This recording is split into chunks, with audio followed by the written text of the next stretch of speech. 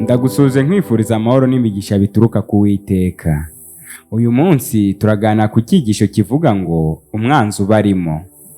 Yeremiya igice cya 17 umurongo wa 10 haragira hati: Njye Uwiteka ninjye urondora umutima nkawugerageza, nkitura umuntu wese ibihwanye n'inzira ze uko imbuto ziva mu mirimo ye ziri. Nanone nagira ngo nongere nkwibutse yuko umutwe w'ikigisho uvuga ngo umwanzi ubarimo. Nanone nk'uko twabyize mu byigisho twize, twabonye yuko intambara ikomeye iri hagati y'icyiza n'ikibi harimo impande ebyiri. Izo mpande ebyiri ni icyiza gihanganye n'ikibi. Imana ihagarariye uruhande rw'icyiza, naho uruhande rw'ikibi rukaba ruhagarariwe na Satani.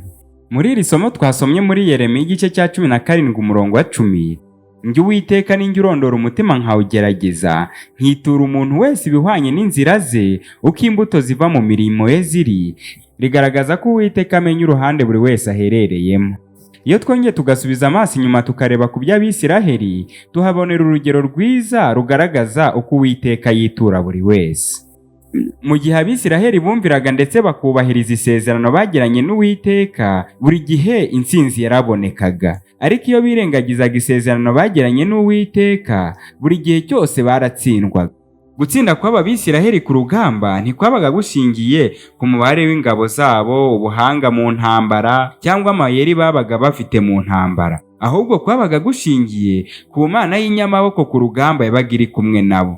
Mu gihe cyo kwigarura Kanani, Abisiraheli bagombaga kwiga isomo rikomeye ry'uko umwanzi ukomeye kurusha abandi bose atari hanze y'ingando yabo, ahubwo yari ari hagati muri bo. Mbese uwo mwanzi ninde? Uwo mwanzi nta wundi, yari umuntu wese ushobora kwirengagiza amategeko n'amabwiriza y'Uwiteka maze akamugomera. Nk'uko twabibonye mu cyigisho cyashize, impamvu Abanyakanani bambuwe iki gihugu nta yindi, yari uko bakomeje gusenga ibigirwamana ndetse bakanga kwihana ngo bakurikize amabwiriza n'amategeko y'Uwiteka. Rero niyo Abisiraheli badakomeza gukurikiza amategeko y'Uwiteka, nta kabuza iki gihugu ntibari kukibona. Twibuka ku byabaye ku gisekuru cy'Abisiraheli batabashije kugera muri Kanani. Nta yindi mpamvu batabashije kugerayo, impamvu nyamukuru yari uko banze gukurikiza amategeko n'amabwiriza y'Uwiteka ngo bamwiringire kandi bamwubahe. Natwe nta kabuza igihe tutumviye amategeko y'Uwiteka ngo dukore icyiza, tumwiringire kandi tumwubahe, ntabwo tuzagera muri Kanani yera yo mu ijuru. Uwiteka dufashe aduhe umutima wo kumwiringira no kumwubaha. Icyigisho cyacu kiravuga ngo umwanzi ubarimo. Mbese aba Bisiraheli umwanzi wari ubarimo yari uwuhe nk'uko twamubonye? Tubona yuko uyu mwanzi nta wundi, yari umuntu wese udashaka gukurikiza ibyo Uwiteka ashaka. Iyo dusomye mu gice cya 7 cya Yosuwa, tuhabona inkuru y'umugabo bita Akani. Akani uyu nguyu yarenze ku mabwiriza y'Uwiteka maze afata ku byari byashinganwe by'Uwiteka. Uwiteka yari yategetse Abisiraheli yuko ibintu byose by'ifeza n'izahabu n'imiringa n'ibyuma bizashyirwa mu nzu y'Uwiteka, kandi ko nta kindi kintu gikwiye kunyagwa ngo gitwarwe n'umuntu uwo ari we wese. Akana uyu nguyu yarenze kuri iri sezerano. Nk'uko Uwiteka ari we mugaba mukuru w'ingabo bari bafite, igitero cyakurikiyeho cyari cyo gutera kuri Ayi. Abisiraheli barateye baraneshwa kuko Akana yari yishe isezerano bari bagiranye n'Uwiteka. Nk'uko twabibonye, kumvira Uwiteka nibwo buryo bwonyine Abisiraheli bari bafite kugira ngo batsinde. Yeriko yari umudugudu ukomeye. Nyuma y'uko Abisiraheli bawurimbuye, bagiye gutata Ayi, basanga kuri Ayi ho n'akadugudu gatoya. Ahangaha tuhabona impamvu ebyiri zatumye Abisiraheli batsindwa. Iya mbere yari icyaha cya Akani. Iya kabiri yari uko Abisiraheli bakabije kwiyiringira, bakirengagiza kugisha Uwiteka inama. Ku cyaha cya Akani yahawe igihe kirekire cyo kwihana. Kuva igihe basoreje kurimbura Yeriko kugeza igihe bagiriye gutera kuri Ayi, icyo gihe cyose cyari igihe cya Akani cyo kwihana. Ariko Akani ntiyigeze yihana. Uwiteka yakomeje kwitegereza kwinangira k'umutima wa Akani, atekereza yuko ibyo Uwiteka yabihejeje. Nk'uko twatangiye tubisoma muri Yeremiya, tubona yuko Uwiteka areba ibiri mu mutima w'umuntu akabigenzura, ndetse akamwitura ibihwanye n'ibyo yakoze. Mu Migani igice cya 5 umurongo wa 21 haragira hati, kuko imigendere y'umuntu iri imbere y'amaso y'Uwiteka, kandi niwe umenya imigenzereze ye yose.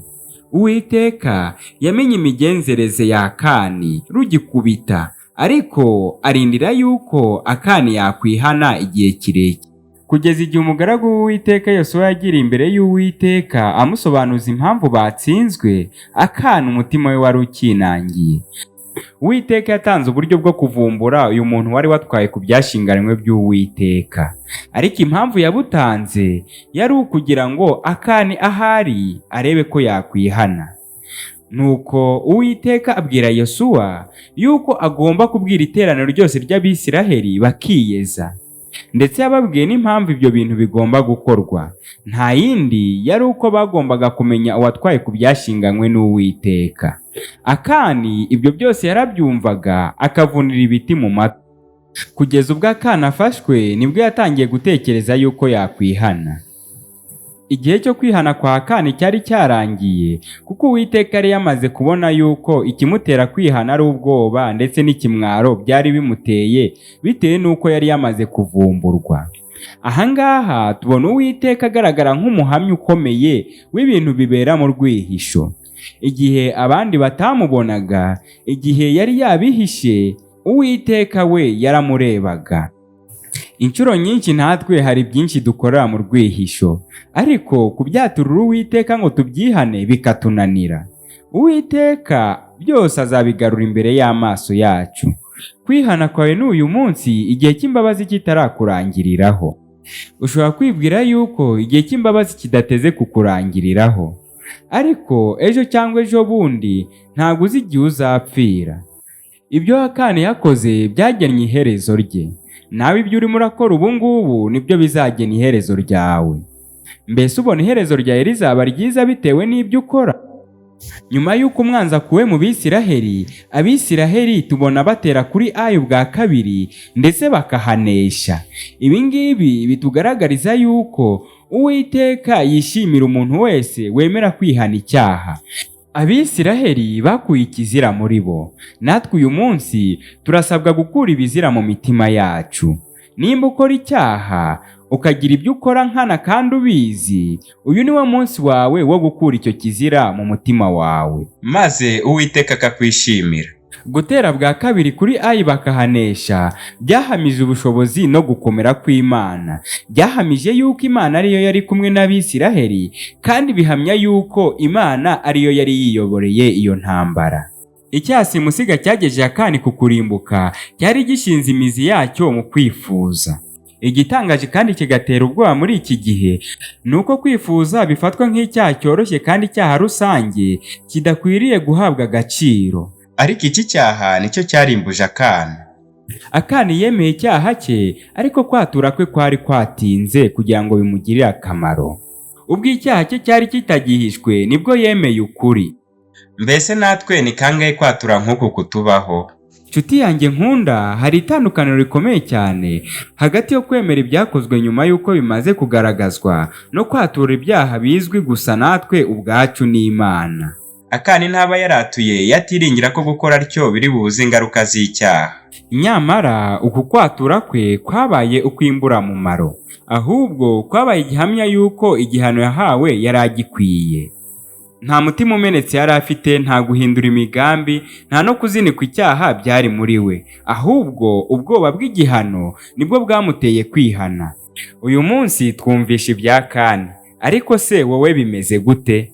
Mbese nawe ntuzihana igihe cyo kwihana cyarangiye? Nahanjye nahawe yuko wongera ukitekerezaho ukareba ibyo wakoze, bya bindi abantu batareba, bya bindi uziranyeho n'Imana yawe mwenyine.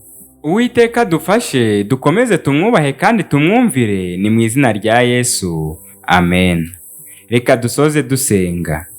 Uwiteka ushobora byose niwe urondora imitima kandi ukayimenya. Ngaho ngwino uturondore, uduhe n'umutima wo kwihana, ni mu izina rya Yesu, amen.